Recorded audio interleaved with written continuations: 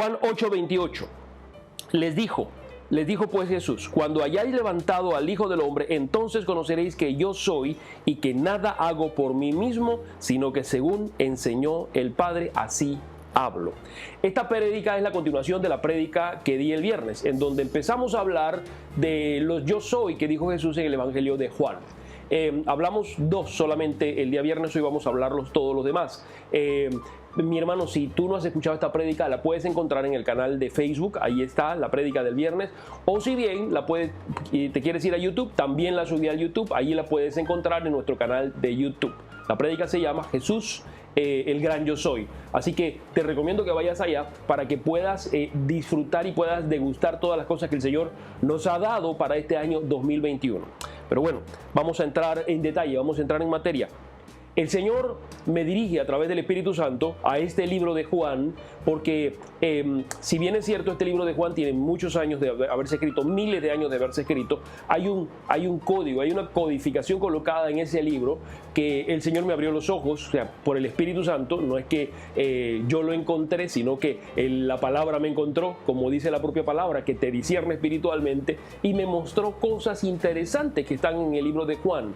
Y es interesante porque este libro de Juan es el primero que nosotros le recomendamos a los creyentes para que se lean, porque es un libro sencillo, es un libro fácil de entender, es un libro que habla profundamente del amor de Cristo, pero en realidad no es un libro sencillo, es un libro profundo. Es un libro profundo que no te habla con palabras complicadas ni rebuscadas que cualquiera puede entender. Sin embargo, incluye unas claves poderosas, unas claves tremendas, unos datos que te voy a comentar ahora que, wow, o sea, están impresionantes. Por ejemplo, sabes que de los 4 evangelios, este fue el último evangelio que fue escrito.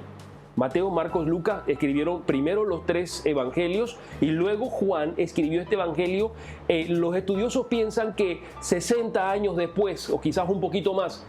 Y fue tan impactante lo que hizo Jesús, cómo marcó Jesús la vida de Juan, que Juan no olvidó un solo detalle. Después de 60 años de que pasaron los acontecimientos, Juan no olvidó un solo detalle, y esto es interesante y esto muestra que efectivamente la palabra de Dios es inspirada por el Espíritu Santo. Porque si fuera por la mente humana, los detalles se pierden. A mí me ocurre frecuentemente. Por ejemplo, tengo un sueño en la noche y apenas me levanto en la mañana me acuerdo del sueño, pero a medida que va pasando el día se me va olvidando el sueño o se me van perdiendo detalles. O por ejemplo, no me acuerdo dónde yo estuve la semana pasada, o los acontecimientos, o qué color de ropa tenía mi esposa, o qué, no me acuerdo. Ahora imagínate 60 años después.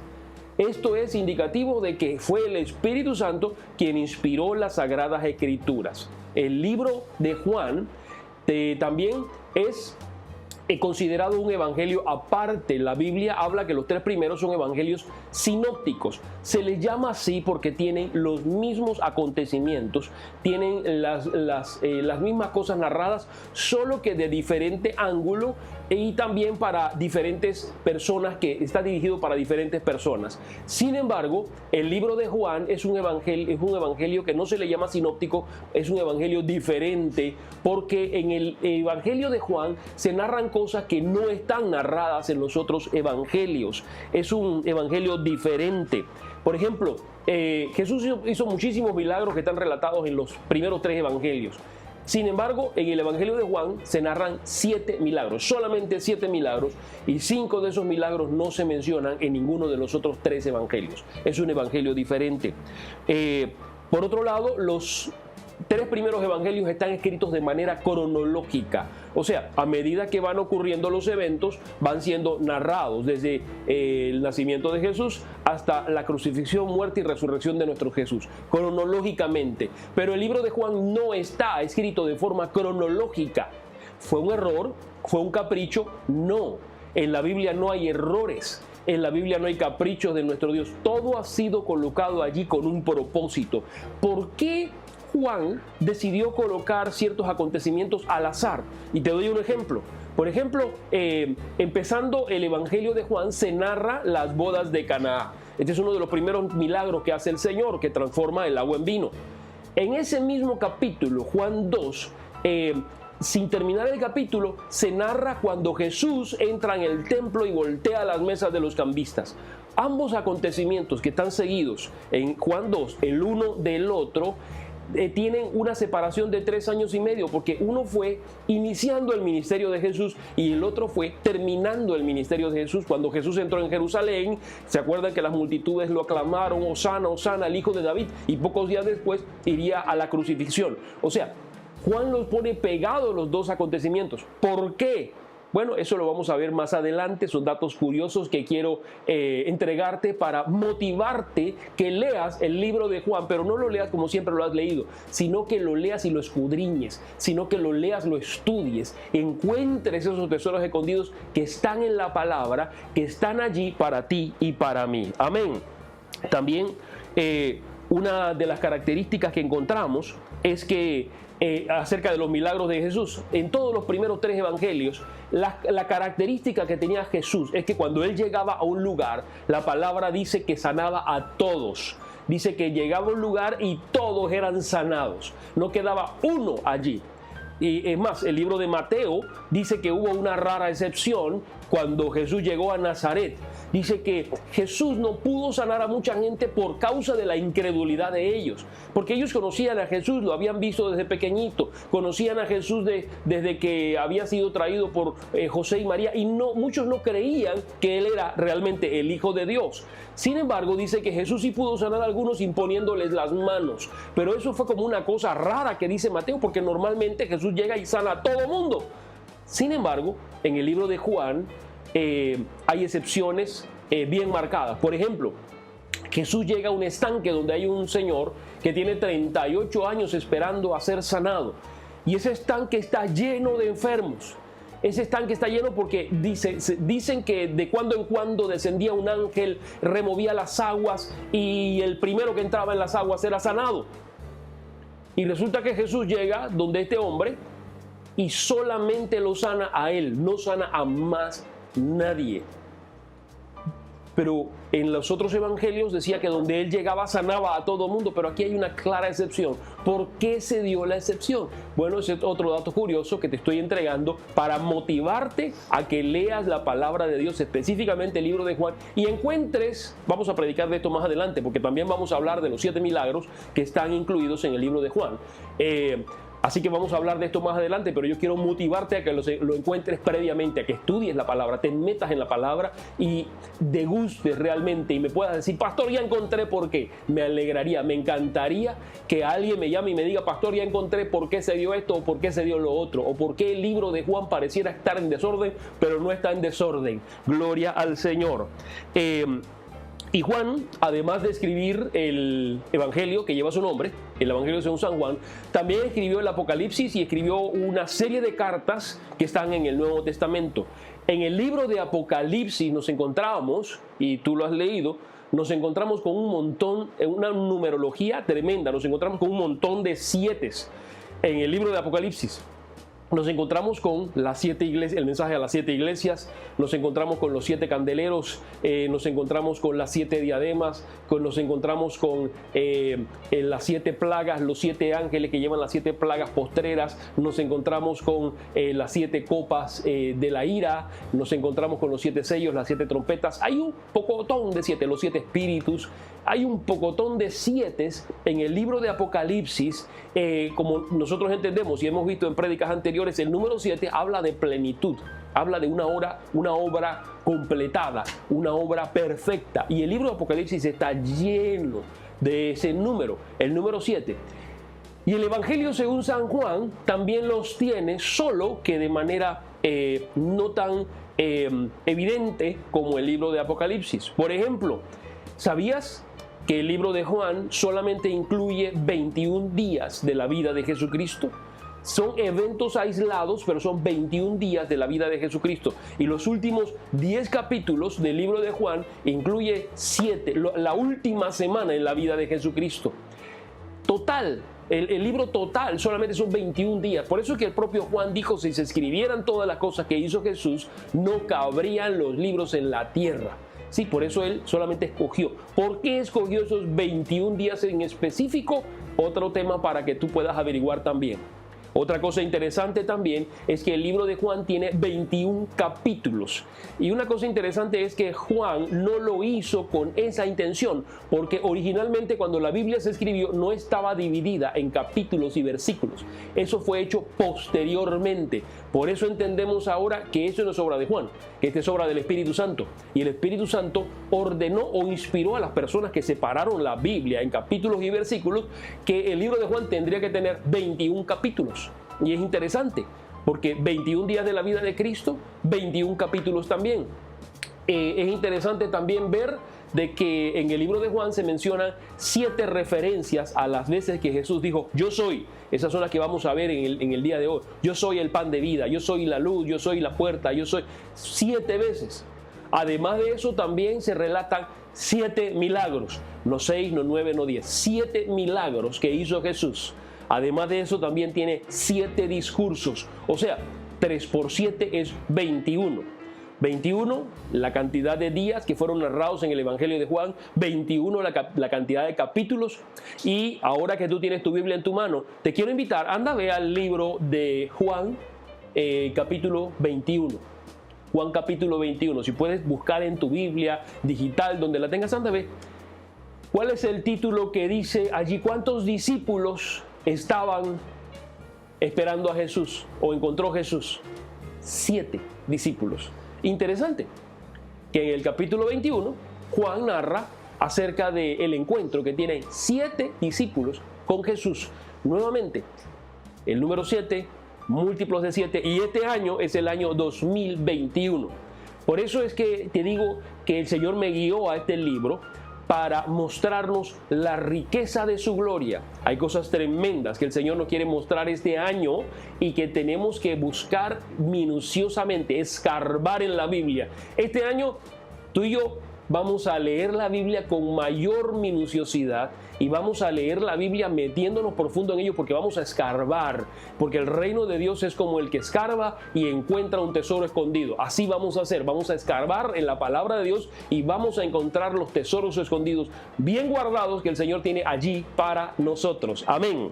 A su nombre. Gloria.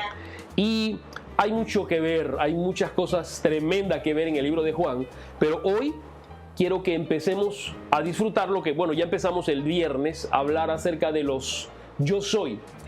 Hoy vamos a ver los restantes, hoy vamos a ver los otros 5, ¿sí? Iniciaremos primero con un breve repaso de los primeros 2, para hoy completar los 7.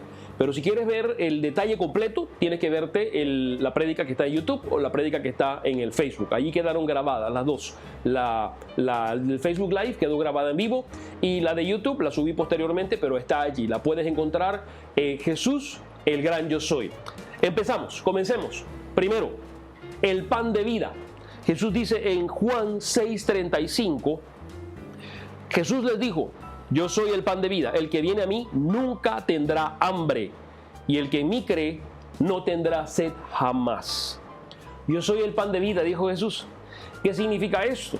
Desde el inicio de la Biblia, el pan es símbolo de la comida en general. No es que sea símbolo solamente del pan, aunque obviamente cuando el Señor habla del pan está hablando de aquel alimento que se hace con harina, o en el Antiguo Testamento también se hacía con cebada. Está hablando del pan, pero muchas veces habla en genérico. Así como la Biblia dice hombres, para referirse no solamente al sexo masculino, sino a la humanidad en general, que incluye hombres, mujeres, niños.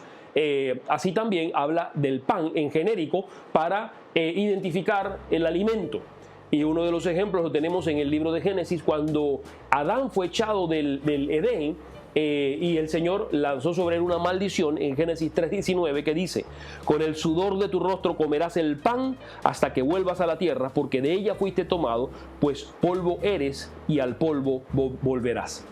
Cuando el Señor le dijo a Adán, comerás del pan, con el sudor de tu frente, no se refería a específicamente solamente pan, sino que se refería a la alimentación en general. Y el pan se menciona en la Biblia de capa a capa. Lo encontramos, incluso hay una fiesta que viene después de la fiesta de Pascua, que es parte de la fiesta de Pascua, que es la fiesta de los panes sin levadura. en donde el Señor le ordena a los judíos preparar pan, pero que no le pongan levadura, porque la levadura es símbolo del pecado. Lo que hace la levadura es que sopla el pan y lo pone esponjoso, suave para comer, y ese es, el Señor quiere simbolizar a través de la levadura, que eso es lo que hace el pecado. El pecado sopla al hombre, lo infla, ¿sí? También tenemos que el Señor ordenó colocar panes en el templo, los panes de la proposición. También el Señor multiplicó los panes y los peces. Él, en la última cena, partió el pan con sus discípulos. O sea, hay mucha referencia al pan en la Biblia. Es más, la Biblia cierra diciendo de que hay un maná escondido para con nosotros. O sea, el Señor no solamente nos está guardando el mejor vino de todos y la mejor cena de todas, sino que el Señor está horneando el mejor pan del universo. Y el Señor nos va a servir en esa cena el mejor pan del universo. Una cosa que tú vas a decir, wow, es una cosa espectacular. Bueno, abre con pan, cierra con pan, el Señor le encanta el pan, ¿sí? A su nombre. Gloria. Sí. Y en el Nuevo Testamento el Señor nos enseñó a pedir por nuestra alimentación, en el Padre Nuestro, el pan nuestro de cada día, dánoslo hoy. O sea, el Señor nos mandó, pidan por su alimentación y yo les voy a dar. Pedid y se os dará. Y el Señor nos mandó a orar por el pan nuestro de cada día. Y también se volvió un refrán universal cuando Jesús se encontró en el desierto con Satanás y Satanás lo tentó. Le dijo, ¿por qué no tomas esas piedras y las conviertes en pan? Entonces el Señor le respondió con una referencia del libro de Deuteronomio que dice, no solo de pan vivirá el hombre, sino de toda palabra que sale de la boca de Dios. Y así Jesús, y por las 3 tentaciones que recibió de Satanás, pudo vencerlo con 3 referencias que él hizo a la palabra de Dios. Con la palabra venció al enemigo. A su nombre. Gloria. Pero Jesús no solamente está declarando yo soy el pan, sino que él está declarando yo soy el pan de vida. O sea, eso nos logra entrever que si hay un pan de vida, hay un pan de muerte, ¿sí? Y eso nos lleva como referencia al desierto. Los judíos recibieron el maná que caía del cielo. Ese maná era algo que ellos no sabían qué era. Al principio, cuando cayó ese primer maná del cielo, ese pan que cayó del cielo, ellos no sabían cómo llamarlo y le llamaron maná, que significa ¿esto qué es? Asimismo, con la admiración, ¿esto qué es? Se llamó maná. ¿Esto qué es? Porque no sabían qué era eso. Este maná que cayó del cielo era pan. Dice la Biblia que era como hojuelas de maíz. Me recuerda como a las hojuelas de cornflakes. Era como las hojuelas de maíz, pero la Biblia dice que era pan y contenía todos los nutrientes necesarios para el desarrollo de la vida del hombre. El hombre no necesitaba más nada, solamente necesitaba eso. Nosotros no necesitamos más nada que Jesucristo. Jesucristo es suficiente para nosotros. Él es todo inclusivo. Él incluye todo lo que nosotros necesitamos. No hay nada, tú no necesitas a Cristo y a las drogas, a Cristo y al alcohol, a Cristo y al pecado. No, con Cristo tú no necesitas más nada de eso porque Cristo lo llena todo. Él es el todo, Él es el todopoderoso. Dale un aplauso a su nombre. Entonces, los judíos comieron de ese maná, pero varias veces en el camino del desierto ellos se quejaron y decían, ese pan tan liviano, ojalá volviéramos a Egipto y pudiéramos comer de ese pan que nos daban en Egipto. Y nos acordamos de los puerros, de las cebollas, pero ellos se acordaban del pan de Egipto. Tenían el pan perfecto, el pan que los alimentaba y que no les faltaba nada a ese pan, pero ellos se acordaban del pan que les producía hambre y que no era perfecto. Era un pan hecho por hombres. Ellos querían renunciar al pan que había descendido del cielo para volver atrás, para volver a la esclavitud. No se acordaban de los azotes, no se acordaban de las largas jornadas de trabajo, no se acordaban de los insultos, no se acordaban de la discriminación por ser judíos, sino que se acordaban del pan del mundo. Y así hay mucha gente que viene a Cristo, al poquito tiempo tú los ves retrocediendo y vuelven al mundo, porque se acuerdan del pan de muerte, ¿sí? El mundo ofrece diversión, el mundo ofrece placeres, pero son placeres que se van así como llegan. son placeres intensos que te duran minutos, una noche de fiesta, una noche de placer, y en la mañana estás vacío de nuevo. Sientes como que el pecho se te aprieta, porque lo que pasó en la noche se te fue, te llenó momentáneamente. Es así como la levadura te sopló y luego se aplanó, porque ya se fue ese placer, se fue esa llenura. Pero lo que el Señor te está diciendo, yo soy el pan de vida. Sí, Él te está diciendo, yo no soy ese pan de muerte que te produce placer instantáneo que se va, sino que el que come de mí no tendrá hambre jamás. A su nombre, dale un aplauso al que vive. Pero no solamente en esta declaración el Señor dice que Él es el pan de vida, sino que Él dice, yo soy el pan de vida, el que viene a mí nunca tendrá hambre, y el que cree en mí no tendrá sed jamás. O sea, cuando el Señor dice yo soy el pan de vida, no solamente te está ofreciendo el pan, sino que también te está ofreciendo el agua. ¿Sí? Él te está diciendo no vas a tener hambre jamás y no vas a tener sed jamás. El Señor está provocando que el ser humano sienta sed, así como lo dijo el salmista, como el ciervo brama por las aguas, clama por las aguas, así clama por mí, por ti, el alma mía. O sea, Él está provocando en nosotros una sed que no puede ser saciada por el mundo. La sed no puede ser saciada por el mundo. Es como cuando tú tienes una sed terrible y tomas algo diferente a agua. No te sacia y sigues con sed. Asimismo es lo que produce el mundo. El mundo no te sacia, el mundo nunca sacia. El ojo no se cansa de querer más y más y más y más. Pero lo que el Señor nos está dando es eterno y no te producirá jamás sed. A su nombre. Gloria. También dijo el Señor en la palabra, esto es un resumen de lo que dije el viernes. El viernes lo pueden encontrar con mayor detalle. Segundo, el Señor también dijo que Él es la luz del mundo. Juan 8:12 dice, otra vez Jesús les habló diciendo, yo soy la luz del mundo. El que me sigue no andará en tinieblas, sino que tendrá la luz de la vida. Vimos el viernes la referencia del salmista que escribió en el Salmo 119, 105. Lámpara es a mis pies tu palabra y lumbrera a mis caminos. ¿Sí? Cualquier estudioso que haya escuchado la declaración de Jesús cuando Él dijo, yo soy la luz, habrá dicho, no, tú no eres la luz. La luz es la palabra y tú no eres la palabra. Sin embargo, Juan estableció el enlace entre Jesús y la luz.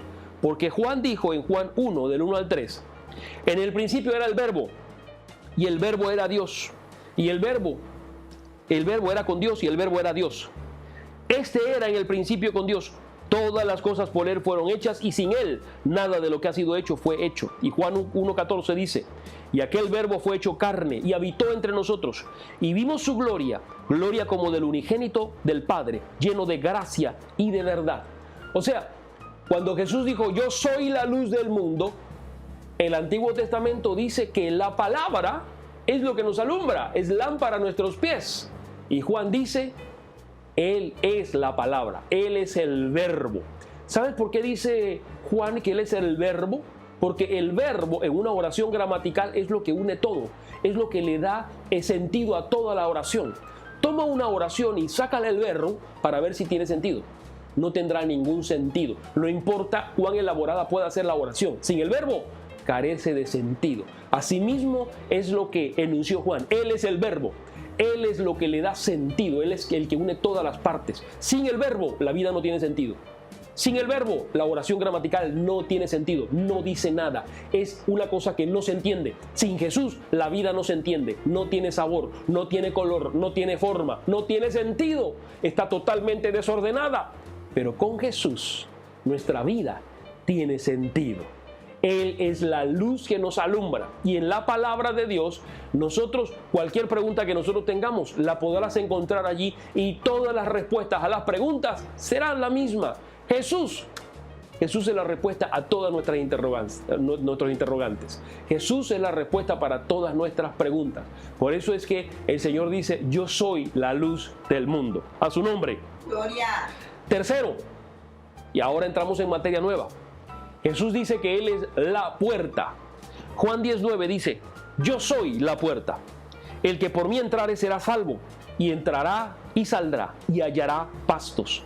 Esto nos hace una clara referencia al salmo más famoso de toda la Biblia, el Salmo 23, en donde dice: en lugares de delicados pastos me hará descansar. Esto es tremendo. Y el Señor dice: yo soy la puerta que te lleva a esos lugares de delicados pastos. El Señor se encuentra en medio de su reino. El Señor se encuentra en medio de un lugar de descanso a donde Él nos quiere llevar. Y Él nos dice: no puedes entrar por ningún otro lugar. Yo soy la puerta. Yo soy la puerta. Solamente a través de mí puedes entrar. Puede ser que el hombre haya inventado otras puertas y le hayan puesto nombre, pero cualquier otro que entre por cualquier otro lugar es ladrón y salteador, porque no puede entrar por otra puerta.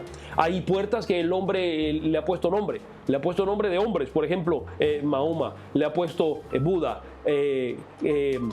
Krishna, incluso le ha puesto alcohol, le ha puesto drogas. Hay puertas por donde el hombre quiere entrar para disfrutar de una felicidad que no es una felicidad eterna, sino es algo momentáneo. Y hay puertas también que son puertas de mentira. Por ejemplo, el dinero, la riqueza terrenal, los placeres que produce esa riqueza terrenal, son puertas falsas, porque la única puerta es la puerta que el Señor nos da. Él es la puerta. Y esta declaración, yo soy la puerta, en esta declaración el Señor derriba una doctrina que está arraigada en la mente de los discípulos y que tiene siglos de estar arraigada. Y el Señor, con mucho cuidado y con mucha paciencia, desarraiga esa doctrina que había sido colocada en la mente de los discípulos. ¿Cuál era esa doctrina? Que solamente los judíos serían salvos. Sí, esa era la doctrina que habían predicado los judíos durante tantos años, que la salvación era para ellos solamente, porque el Dios era el Dios de Israel, no era el Dios del mundo, era el Dios de Israel. A pesar de que ellos sabían que Él era el Dios creador y todo, ellos decían que los demás gentiles, paganos, no eran merecedores de la salvación porque ellos no tenían Dios. Ellos eran meras creaciones. Sin embargo, el Señor empezó a derribar esa mentalidad en ellos de a poco. Por ejemplo, cuando el Señor se encontró con la samaritana en el pozo de Jacob, los discípulos llegaron y ellos se sorprendieron de una serie de cosas. Primero, ¿por qué hablaba con una mujer? Porque no era bien visto que un hombre hablara con una mujer en el camino. Segundo, esa mujer era samaritana. Los samaritanos eran considerados extranjeros y como extranjeros no eran dignos de recibir salvación. Entonces ellos se sorprendieron de la declaración que hizo Jesús cuando Jesús les dijo: yo también tengo otras ovejas en otro redil a las cuales también he sido enviado. Jesús le dijo: yo no solamente tengo este redil, yo tengo varios rediles y tengo que buscar esas ovejas también. A su nombre. Gloria. Entonces, los discípulos no entendían todavía muy claramente las declaraciones de Jesús, pero Jesús fue paciente, revelándoles de a poco que la salvación era mundial, que no solamente vino a los judíos. Los judíos recibieron la primicia, pero la Biblia dice: a los suyos vino y los suyos no le recibieron. Entonces Jesús se fue a donde los gentiles para salvar a los gentiles también. Y fíjate cómo fue la revelación. Ya había descendido el Espíritu Santo, ya habían recibido poder. El Señor le había dicho a Pedro: yo te voy a dar a ti las llaves del reino, te las voy a dar a ti. Y muchos dibujan a Pedro con un llavesonzón grandote, que piensan de que cuando llegamos al reino de los cielos es Pedro el que nos va a abrir las puertas de nuestras mansiones celestiales, porque él es el amo de llaves del cielo, del reino. No es así. ¿Cuáles fueron las llaves que el Señor les dio a Pedro? Cuando descendió el Espíritu Santo por primera vez, los primeros que escucharon la predicación de boca de Pedro y se convirtieron fueron judíos. Fueron los primeros que se convirtieron, los judíos. Después el Señor también envió a Pedro a los samaritanos, aquellos que eran considerados extranjeros, que eran mitad judíos, mitad extranjeros. También Pedro les habló y se convirtieron también. Ahí va la segunda llave. Y la tercera llave fue tremenda. Dice la palabra de Dios que Pedro recibe una visión estando en casa de un tal Simón, un curtidor. estaba en la azotea y viene una visión. El Pedro tiene un éxtasis en ese momento. Ve no estaba durmiendo, con sus propios ojos, ve que del cielo desciende un lienzo que estaba lleno de animales inmundos.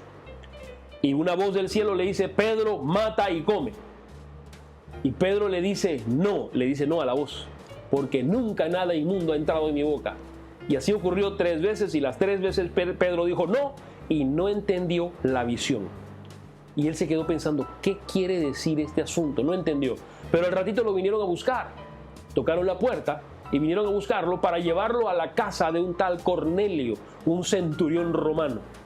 Cuando Pedro llega a la casa del centurión romano, ahí se le abren los ojos, el Espíritu lo guía allá, y el Señor le dice, él le dice al Cornelio, Hechos 10:28, dice, y les dijo: vosotros sabéis cuán abominable es para un varón judío juntarse o acercarse a un extranjero, pero a mí me ha mostrado Dios que a ningún hombre llame común o inmundo.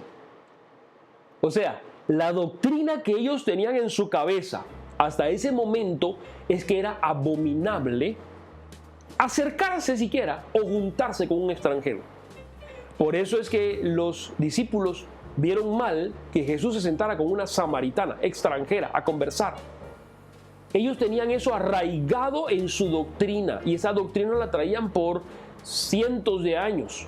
Y el Señor tranquilamente o pacientemente les fue desarraigando eso, y Él les fue mostrando: yo no solamente vine para los judíos, yo vine para el mundo entero. Así que no debes llamar a ningún hombre común o inmundo, porque el Señor también tiene salvación para con nosotros. Entonces, cuando el Señor hace esta declaración que Él es la puerta, esto cuadra también con esta declaración. Juan 10:16. También tengo otras ovejas que no son de este redil, aquellas también debo traer, y oirán mi voz, y habrá un rebaño y un pastor. Jesús es la puerta para todos nosotros. Jesús es la salvación.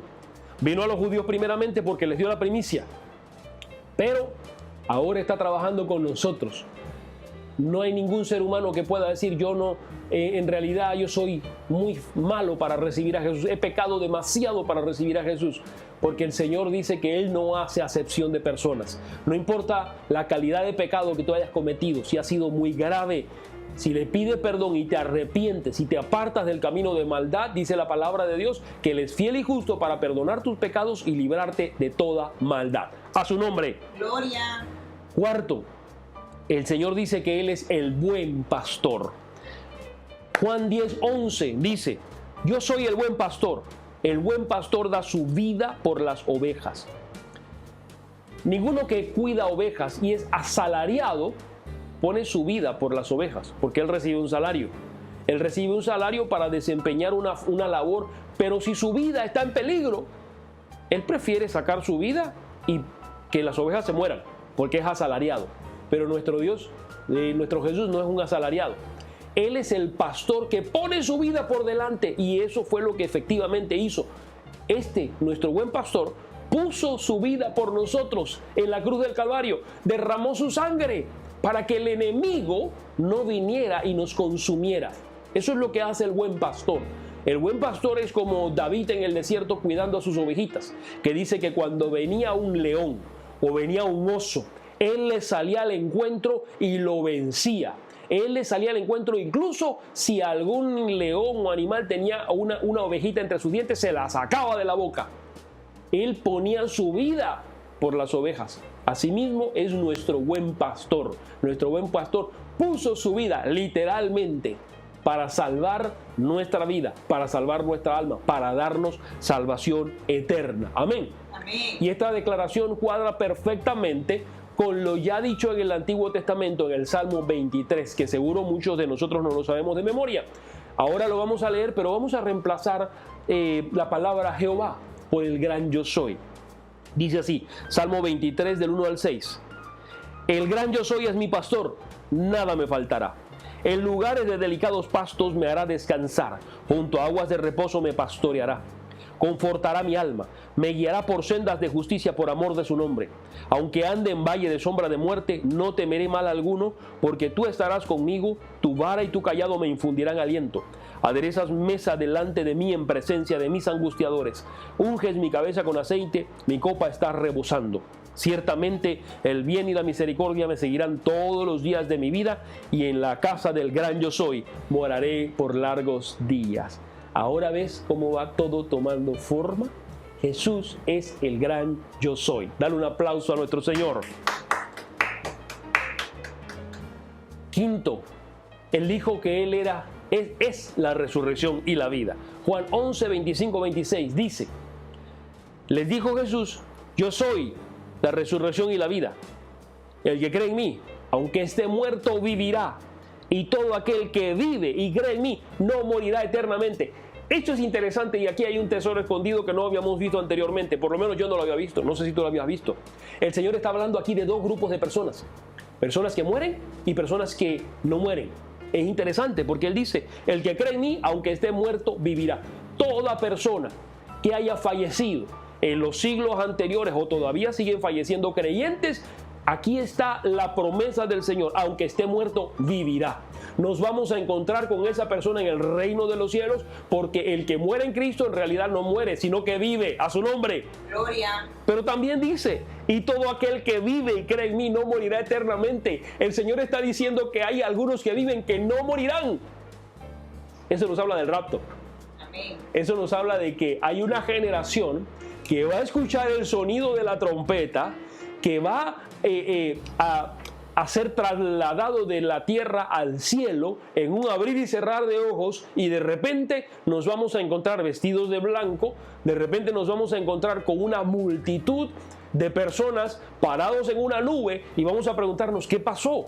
No sabemos, yo estaba durmiendo, y el otro dice yo estaba arando, el otro dice yo estaba trabajando en mi negocio, y otro, nos vamos a encontrar con personas que vienen de diferentes partes del mundo. Este viene de Asia, este viene de Europa, este viene de Sudamérica. ¿Y qué hacemos aquí? Y cuando miramos al frente hay un sol resplandeciente, y ese sol se llama Jesucristo, y nos ha llamado. Y no vamos a pasar por la muerte, Amén. sino que pasaremos de vida a más vida, a su nombre. Gloria. Entonces el Señor nos dice, yo soy la resurrección y la vida. Él no solamente está prometiendo darnos existencia eterna al alma, sino que también nos está prometiendo resucitarnos. Él va más allá. Él va más allá. Él está prometiendo, porque cuando nosotros morimos, nuestro cuerpo va para la tierra, somos enterrados, somos cremados, algunos mueren de formas muy terribles, algunos son lanzados al mar, son comidos por animales, pero el Señor, si esa persona es creyente, ha creído en Cristo, eso nos dice que el alma, el espíritu de esa persona están en el paraíso con el Señor, esperando la resurrección de los muertos, porque llega un momento en donde toda persona resucitará, todos resucitaremos, todos, Amén. todos. Algunos van a resucitar y van a recibir su cuerpo de nuevo. O sea, los que ya están vueltos ceniza, que se lo comieron los gusanos, van a resucitar. Su cuerpo se va a volver a formar. Los que se los comieron los animales en el mar, también. El Señor va a formar de nuevo ese cuerpo. Los que fueron cremados, también. Todos van a resucitar ahora para unir su alma y su espíritu a un cuerpo nuevo, a un cuerpo incorruptible. Pero todos van a resucitar. Algunos resucitarán para vida eterna, pero otros van a resucitar para confusión perpetua y ser lanzados entonces en el lago que arde en fuego y azufre. Los que no recibieron a Cristo van a resucitar, pero para morir eternamente. Por eso el Señor nos está invitando ahora y nos está dando este regalo gratuito. No tienes que pagar por ello. Y muchas personas, por lo gratuito que es, dicen, ahí tiene que haber trampa. Porque nada que sea bueno es gratis. Bueno, la salvación es gratuita. No tienes que pagar por ella. Pero entonces, si es gratis, será bueno. Por supuesto que es bueno. Pero no es gratis en el sentido de que no tienes que pagar nada por ello. Sí, ya Cristo pagó el precio, pero el precio que tú tienes que pagar es apartarte del pecado, apartarte de la inmoralidad, apartarte de todo lo que tú sabes que no está bien, que no le hace bien a tu alma, a tu vida, a tu espíritu, apartarte de todo ello. Muchas personas consideran esto un precio alto y vuelven hacia atrás porque no están dispuestos a abandonar a la querida, a la otra, a las drogas, al alcohol, a la inmoralidad, al pecado, al robo, a la corrupción, a la coima. Entonces vuelven atrás por los rudimentos del mundo. Pero el Señor nos está dando un regalo que es un regalo eterno. Así que, mi hermano, no compares el regalo que Dios te ha dado con ninguna bendición material, si se puede llamar a eso, porque una coima no es una bendición, es una maldición. No compares el regalo de Cristo con ninguna de las cosas que en este mundo te pueden ofrecer. Amén. Así que, mi hermano, nuestro Señor es completo para con nosotros. Él es integral. Él es la resurrección y la vida. A su nombre. Gloria. Sexto, Él es el camino, la verdad y la vida. Juan 14:6 dice, Jesús le dijo, yo soy el camino, yo soy la verdad y la vida. Nadie viene al Padre sino por mí. No existe ninguna manera de llegar a la presencia de Dios sino a través de Jesucristo. Él estableció el canal para que nosotros nos podamos comunicar con Dios Padre directamente. Sí. La palabra de Dios dice que cuando Jesús murió fue rasgado el velo del templo. El velo del templo era una cortina muy gruesa que separaba a los que estaban afuera del lugar santísimo de los que podían entrar en el lugar santísimo, donde estaba el arca del pacto, donde moraba la presencia de Dios. No cualquiera podía entrar allí, sino solamente el sumo sacerdote una vez al año, con mucho temor y temblor, llevando la sangre del cordero que había sido sacrificado en la Pascua, y rociaba unas gotitas de sangre en el altar, en la tapa del propiciatorio del arca del pacto, y luego salía de allí. Ahí estaba la presencia de Dios. En la tapa del propiciatorio descendía la presencia de Dios cuando el arca del pacto estaba en el tabernáculo y hablaba con Moisés cara a cara. Pero luego, cuando Jesús muere, cuando Jesús ya expira, hay un gran terremoto. Dice que las piedras se parten y el velo que estaba en el templo se rasgó en dos, derribando la separación que había entre nosotros y el Padre por causa del pecado, porque Jesús limpió todo el pecado del mundo, porque Él fue el Cordero de Dios que se llevó el pecado del mundo. Amén. Amén.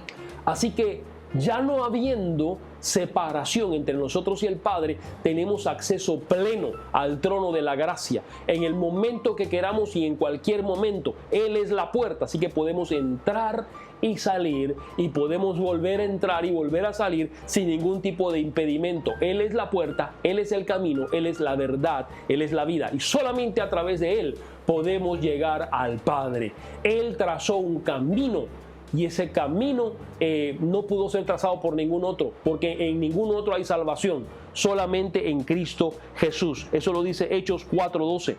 Y en ningún otro hay salvación, porque no hay otro nombre bajo el cielo dado a los hombres en que podamos ser salvos. Dale un aplauso al que vive.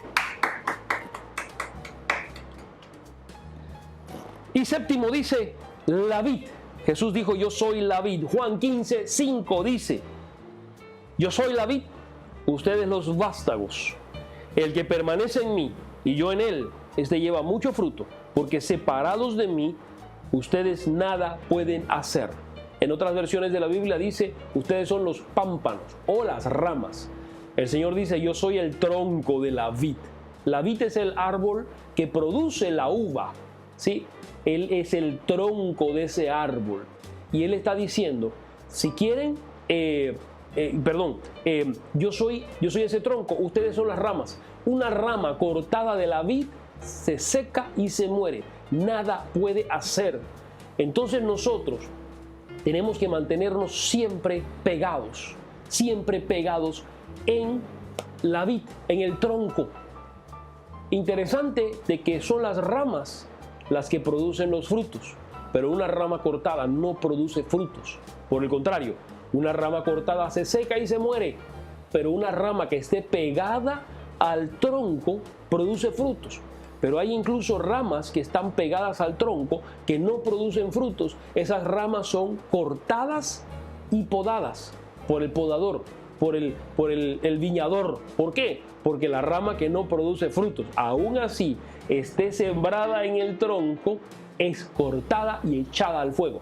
O sea, el Señor nos está diciendo, para producir frutos primero tienes que estar pegado al tronco, pero además de eso, si no lo produces, vas a ser cortado. Las ramas que están afuera se secan y se mueren porque han sido desgajadas, pero el que está pegado tiene la obligación de producir fruto, y el fruto que produce la vid es el fruto del vino. El fruto del vino es la uva.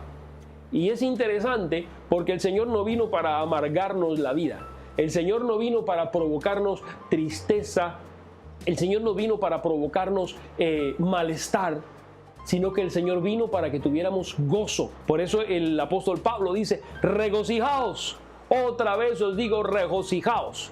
Sin importar la condición en donde terrenalmente estemos, el Señor quiere que nosotros nos traslademos a un plano espiritual en donde disfrutemos de un gozo constante. Pegados al tronco, pegados a la vid, disfrutamos de un gozo constante, y por causa de ese gozo, entonces producimos los frutos que el Señor está esperando de nosotros. A su nombre, Gloria. dar un aplauso fuerte a nuestro Señor Jesucristo.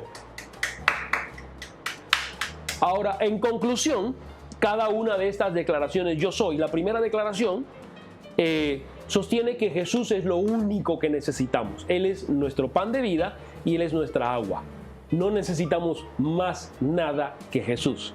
Él es lo único que necesitamos. En la segunda declaración, aprendemos que a través de Él ganamos la iluminación que necesitamos para poder caminar por este mundo sin tropezarnos, porque Él es la luz, la que nos alumbra nuestro camino. Amén. En la tercera declaración, Él nos ha dicho que Él nos da acceso gratuito e ilimitado a su reino, porque Él es la puerta. Podemos entrar y salir, y no tenemos que pagar un precio para poder entrar, porque ya el precio fue pagado. Amén. Amén. En la cuarta declaración, Él nos dice que lo que Él hizo por pagar el boleto de entrada, y lo pagó con su vida. Entonces Él nos declara, yo soy el buen pastor, su vida da por sus ovejas. Él dio efectivamente como pago por la entrada su propia vida. En la quinta declaración aprendemos que ya sea que muramos o vivamos, estaremos siempre con el Señor. Amén. Si morimos en Cristo, vamos a estar con el Señor. Y si nos mantenemos con vida al momento de la trompeta, no pasaremos por la muerte y estaremos con el Señor. Amén. Amén. Porque Él es la resurrección y la vida. En la sexta declaración explica que Él es el único que puede darnos salvación, porque Él es el camino, la verdad y la vida, y nadie llega al Padre sino a través de Él. Y en la séptima declaración, Jesús nos revela que para poder equilibrar nuestra vida en la tierra, las cosas que hacemos bajo su poder es en agradecimiento. Él es el que nos da gozo. Él es el que nos da la alegría para poder vivir y poder disfrutar de todas las cosas que estamos viviendo en esta vida limitada, porque la vida es corta, la vida es muy rápida, para entonces entrar en la vida eterna. Amén. Amén. Estos son los 7 yo soy que están mostrados en el Evangelio de San Juan. Los milagros también, como les dije, son 7 y lo vamos a estar viendo consecutivamente. Las próximas entregas vamos a ver lo que ha ocurrido en cada uno de los milagros y el mensaje escondido que el Señor nos deja en cada uno de ellos, y está tremendo. Esta va a ser otra parte, otra entrega de todos estos 7 o números 21 que se encuentran en la Biblia. Y si se han fijado, hay algo curioso que te voy a dejar para que estudies en casa. En cada una de las declaraciones de yo soy el pan de vida, yo soy la luz, yo soy la puerta, yo soy el buen pastor, etc. En cada una se menciona la vida. Yo soy el pan de vida, yo soy la resurrección y la vida, yo soy el camino, la verdad y la vida. Yo soy el buen pastor, su vida da por sus ovejas. En cada una de ellas se menciona la vida, sin excepción. Y hay 3 palabras en el griego que significan vida, que se traducen vida y a veces no entendemos cuál de las tres fueron las que fueron usadas. Es la palabra bios, de donde viene biología, que es la vida humana, la vida del cuerpo. La palabra psique, de donde viene psiquis o de donde viene psicología, que es nuestro conjunto de pensamientos, nuestros sentimientos que se alojan en el alma. No sabemos dónde está el alma, pero la Biblia le llama psique a esto. Y también está la vida zoe, que es la vida que Dios imprime en nosotros cuando recibimos el Espíritu Santo. Entonces, en cada una de estas declaraciones está la vida zoe, pero hay dos excepciones. Y quiero invitarte a que busques, a que escudriñes estas dos excepciones de las 7 yo soy. ¿Por qué? En todas menciona zoe, pero en dos no lo menciona. Menciona la psique, menciona la vida psicológica, el alma. ¿Por qué Dios menciona el alma allí? Eso te lo dejo como tarea para que escudriñes la Biblia y para que me chatees durante la semana y me digas, pastor, lo encontré. ¿O qué le opina, pastor? Yo estuve buscando en la Biblia y encontré esto o encontré lo otro. Quiero motivar un debate. Quiero motivar a que te metas en la Escritura y que leas profundamente los tesoros que el Señor nos está regalando en la Biblia. Ahora bien, si tú no tienes a Cristo en tu corazón, te será muy difícil entender la Biblia. Aunque está escrita en español, tú la vas a abrir y no vas a entender nada, porque para ti va a estar como si estuviera en chino, en japonés. No vas a entender nada.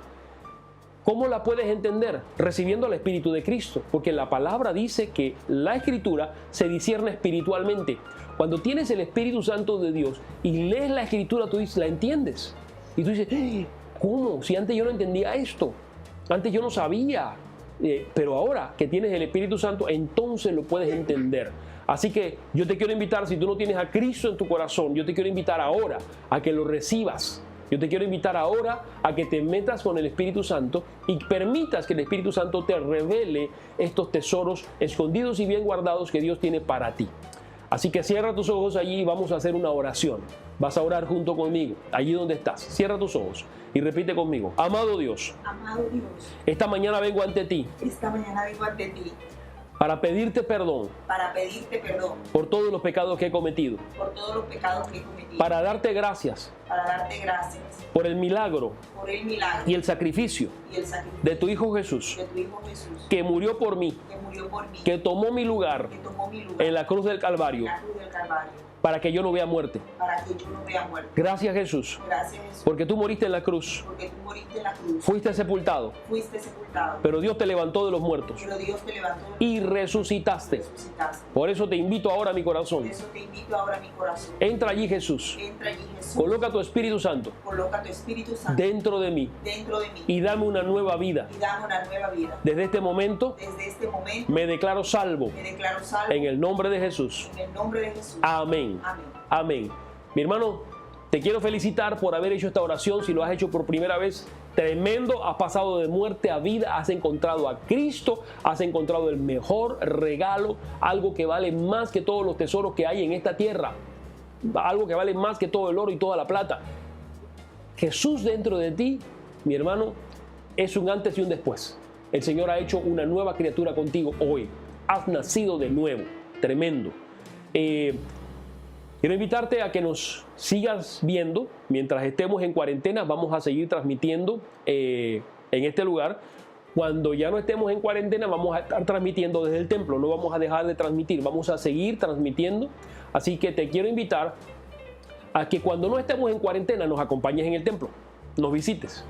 Y mientras estamos en cuarentena, que estemos pegados, escuchando la palabra de Dios. Que nos visites los días martes, tenemos cultos de oración a las 7 de la noche, a las 7:30, perdón. Los días viernes tenemos culto de la palabra también a las 7:30 de la noche. Y los días los días domingo tenemos a las 10 de la mañana. Así que eso es mientras estemos en cuarentena. Y esperemos que salgamos efectivamente pronto, como lo han anunciado las autoridades. Mi hermano, el Señor te bendiga, que tengas un lindo domingo y disfrútalo con tu familia y disfruta leyendo la palabra de Dios. Dios te bendiga.